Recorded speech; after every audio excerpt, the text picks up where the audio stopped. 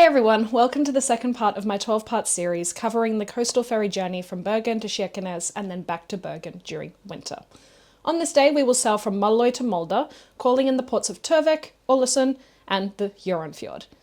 My name is Emma and I'm an Australian who has lived here in Norway for more than 10 years. I work as a local guide in Bergen as well as a trip leader, taking groups all over the Nordic region. I have an online travel blog called The Hidden North, and last year I released an in-depth guide to the Norwegian coastal ferry. With these videos, my goal is to show you why the journey is so special. Before we get started, it's important to know that this is not a review of the ships, nor am I focusing on a specific company or ship. Rather, my goal is to give an overview of the sailing route, what you can see and do in the ports, and what it's like to sail in winter.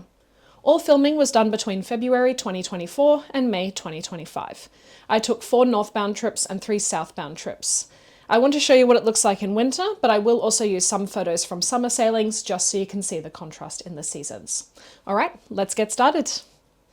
This day is pretty exciting for most passengers as it's the first full day of sailing. Some are even so excited that they get up for the port of Flora at 2:45 in the morning. For this video I didn't do that, but I do show Flora on day 12 because we get there at 8 o'clock in the morning, much more civilized. The next port of call that I think some of you will wake up for is Maloy at approximately 5:20 a.m. The coastal voyage eases into Maloy at an hour most civilized people are still asleep. I've only dragged myself out of bed for Maloy once to film this video. I don't blame anyone who doesn't get up though. But if you're running on first morning adrenaline, it's a breathtaking way to start the day. Maloy is a compact fishing village of about 3,200 people. It is a modern town, formally founded in 1997, but it does have roots stretching back to the Viking times. Its position made it a natural trading hub, perched on a strategic elbow of the west coast. World War II left deep marks here. The Germans fortified the town, and in 1941 the Allies launched the Maloy raid. 576 commandos, 43 of them Norwegian, in a 6-hour assault to strike German positions and sink enemy vessels. It caused heavy military losses and major destruction, but no civilian deaths, and convinced the Germans that an invasion was coming, tying up troops here for years. Captain Martin Linge, the only Norwegian killed in the raid, is honoured with a memorial. Today Maloy is one of Norway's busiest fish export ports. Cod and herring dominate, though oil and gas now play an increasing part in the local economy. It's also gained a reputation for street art, with towering murals depicting coastal life, and somewhat unexpectedly, Elvis. Yes, Maloy hosts Norway's official Elvis Presley festival. As the ship arrives, you'll often see the fishing fleet heading out for the morning. From the deck, you'll get a full sweep of the town. To port, colourful houses stepping sharply up the hillside. The streets aren't named, just numbered in the order as they climb. Street 1, Street 2, Street 3, all the way up to the mountain. From the aft, you'll spot the church from 1907, as well as the bridge that connects Maloy to the mainland. Just beneath it is the tiny little island called Molde, which is the original settlement site and can be traced back to the Viking times.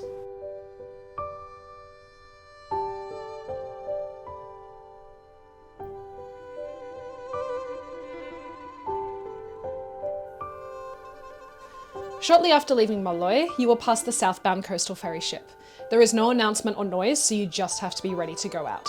I use the marine traffic app and then head out when we are a couple minutes from passing the ferry, and that way I can get some nice pictures. It was worth waking up early for Maloy for this video because right afterwards we got an amazing sunrise.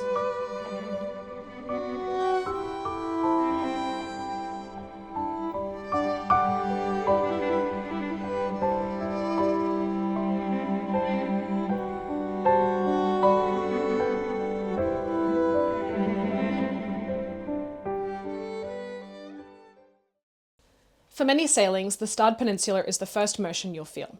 Stad is considered to be one of the most treacherous stretches of open sea in Norway, and, quote, full storm at Stad is a common warning issued by Norwegian meteorologists. In Viking times, the Vikings would pull their ships over the peninsula rather than attempting to go around it. On my filming day, I got super lucky. It was so calm, there were no waves. However, I have been on the ship during days when it's awful. I was really glad I got a nice calm day because it meant I was able to go out and get some footage of the peninsula and the little villages along the way. So yeah, I do feel kind of bad that I couldn't show you footage of what the Stad Peninsula is really like, though maybe it's a good thing because it does scare people quite a lot.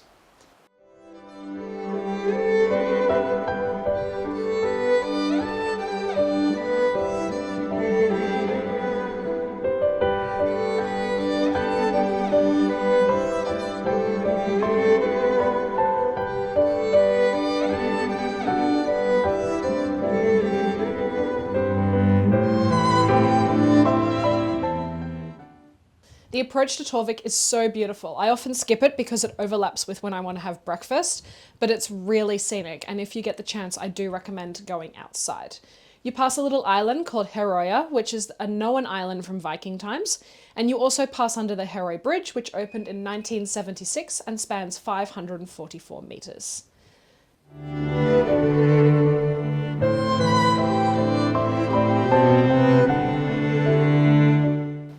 I've noticed many people skip Torvik, and it's probably because it's not a particularly known port, or maybe because it does overlap with the most popular time to go to breakfast.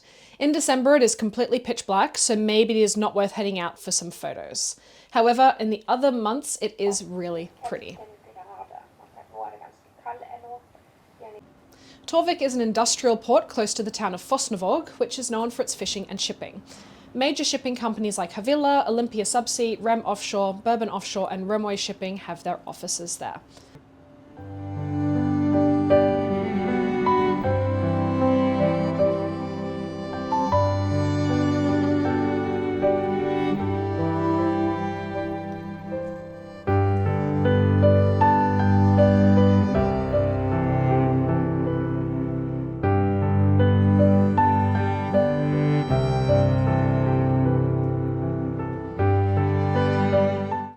When we docked in April, I got to film some nice close-ups of sheep. I'm pretty sure this is the only port where you can see sheep and farms up close. The stretch of sailing from Torvik to Ålesund is very short, but it's pretty common to see a lot of people out for this part.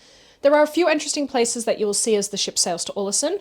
For example, off in the distance you can see the island of Runde, which is one of the most famous places to see puffins in the summer months.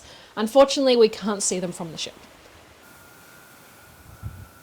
On the port side, the ship sails along Godøya Island. The island's name, which literally means God Island, is linked to ancient traditions believed to have occurred here. The island's outer cliffs were thought to be used for sacrifices or punishment, with offerings possibly thrown from steep cliffs at sunrise.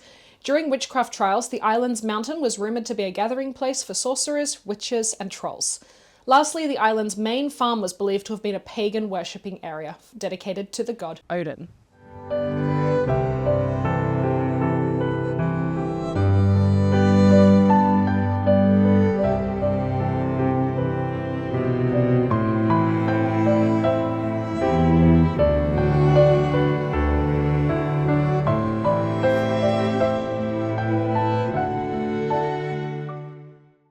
Then the ship passes the island of Giske, or Giske, I think. I can never get this one right. It has a large collection of burial mounds and also a medieval church. I was able to see the church using my zoom lens, but it's near impossible when just looking at the island. I did also drive to the church a couple weeks before doing my April sailing, so I was able to get some close-up pictures. After spotting the islands, head to the starboard side to get a nice view of Ålesund city. You will see the city well before docking in Ålesund. As the ship sails into port, you can also see the downtown area.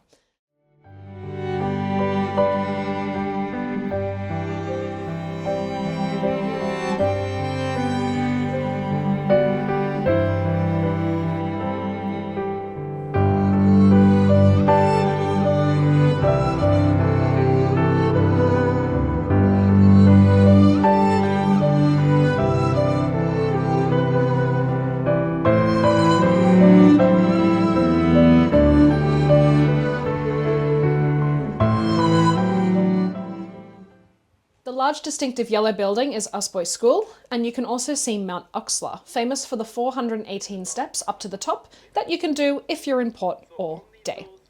The ship will then swing around as it docks, with the port left-hand side being where you embark and disembark.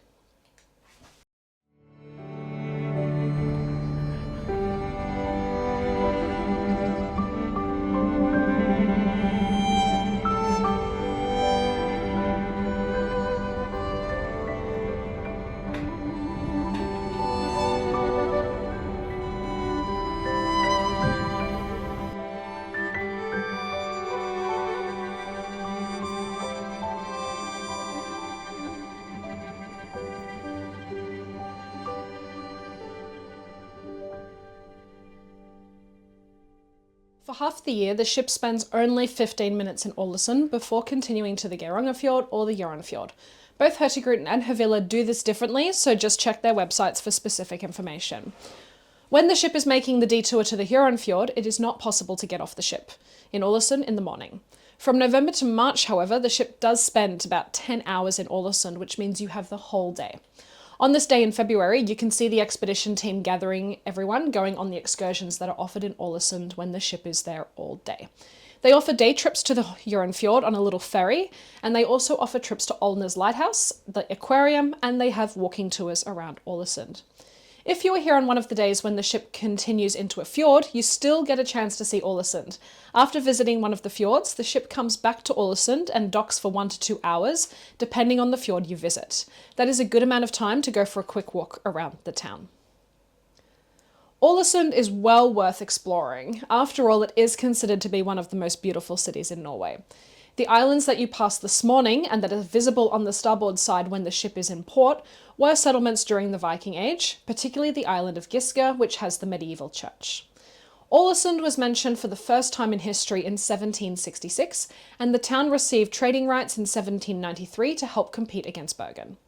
In 1904, Ålesund had a devastating fire that wiped out most of the town. The fire destroyed about 800 buildings and up to 10,000 people were left homeless. After the fire, there was a huge fundraising event across Europe pioneered by Kaiser Wilhelm II, who had visited there many times on holiday. When it came to rebuilding, it was decided to use a younger generation of Norwegian architects and builders.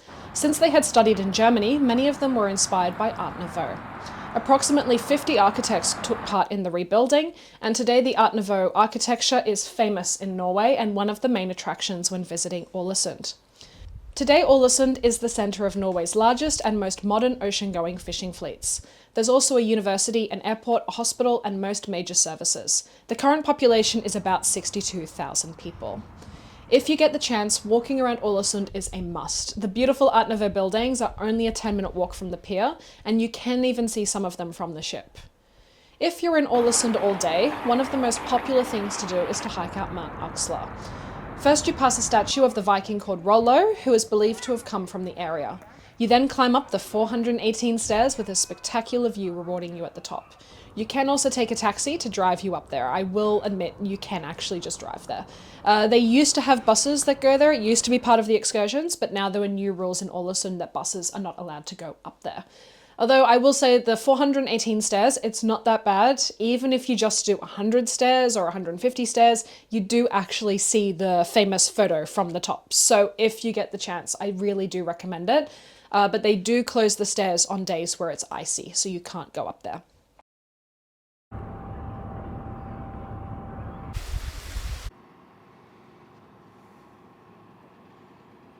Since I was on the ship for an April sailing, I was able to film the journey into the Hjørundfjord. Many people get disappointed when they hear that they are going into the Hjørundfjord instead of the much more famous Hjørundfjord, but honestly, the Hjørundfjord is much more scenic. That's just my opinion. It's a much shorter journey, so you get more time in the village of Urke compared to Hjørundfjord, where the ship just goes in and then turns around. The mountains are also much more dramatic and are often covered with snow for most of the year. Hopefully the footage I'm showing will convince you, but here's some more just in case.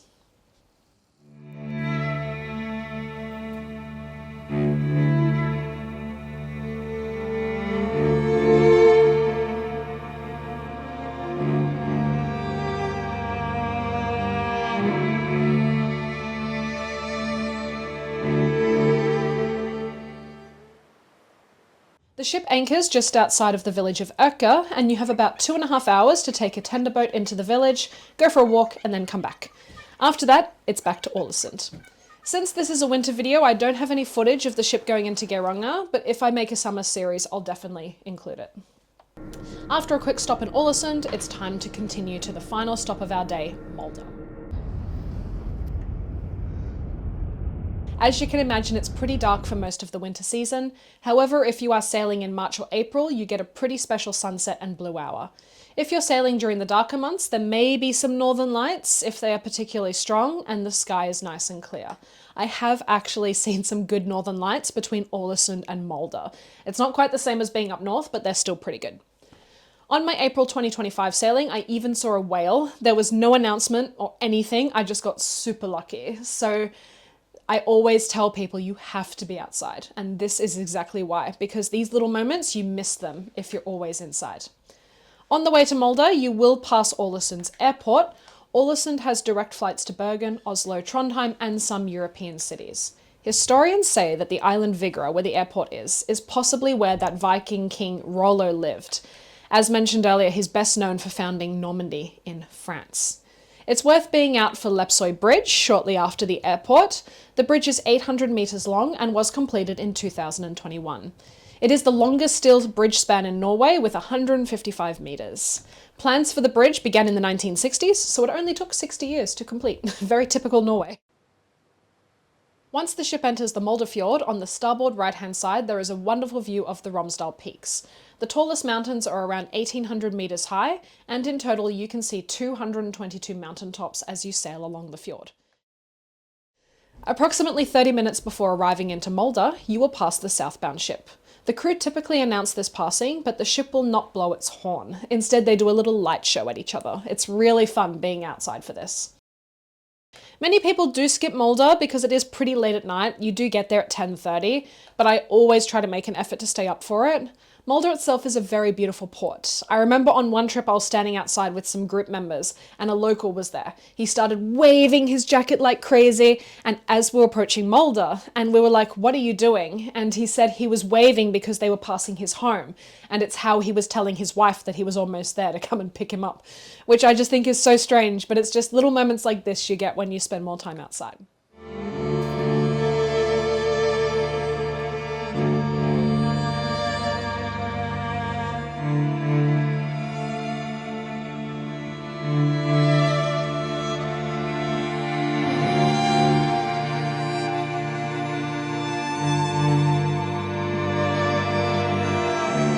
As the ship sails into Molde town, you will see the Scandic Hotel Seilet that resembles a sailing ship, and you will also pass the main soccer stadium. Molde is famous for its soccer team.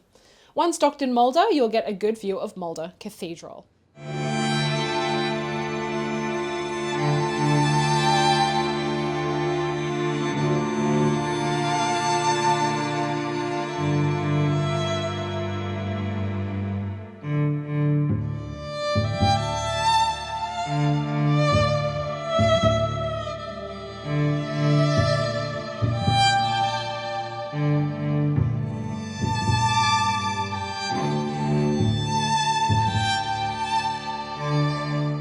And then that's the end of day 2. As you can see, there's so much to see and do on this day, and there's always a lot of excitement on board because it's the first full day of sailing. If you are looking for a handy guide containing all the information in today's video and so much more, be sure to pick up a copy of my Coastal Ferry guidebook. Tomorrow we will do the port of Trondheim, one of my favourite cities, so be sure to watch the next video where I cover day 3 of the Coastal Ferry route. Thank you so much for watching.